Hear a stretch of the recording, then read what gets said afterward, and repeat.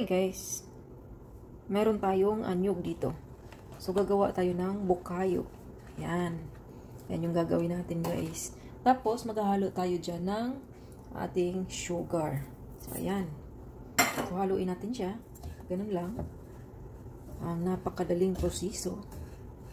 Yan. So 1 cup yung hinalo natin. Siguro pwede na. Then, buksan natin yung apoy. Yan. Yan siya guys. And then haluin natin siya ulit. So haluin lang natin siya ng haluin hanggang matunaw yung sugar. Para magkukut siya dyan sa sa nyug. Ito yung nyug na binawasan natin at ginamit natin sa ating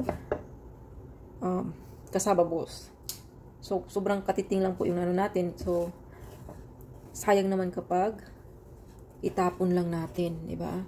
So, gawin natin bukayo. So, sa mga alam dyan, kung ano yung bukayo, ayun. Take note guys, hindi po ito yung nyug na, yung inalisan na ng gata. Talagang hindi pa ito napiga. Yan. Haluin lang natin siya ng haluin hanggang maluto. So, yan guys, parang kulang siya ng sugar. So, gagawin natin, dadagdagan natin ng 1/4. That's 1/4 cup. Yan.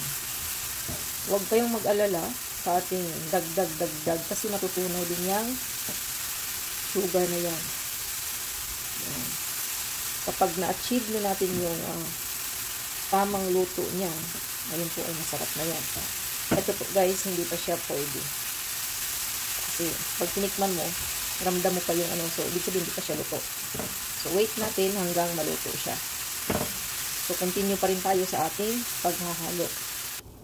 So ayan guys, luto na ang ating bukayo. So pwede na natin siyang itabi at ating gagamitin ito bukas. So meron tayong paggagamitan ito guys. Ayan. So ayan.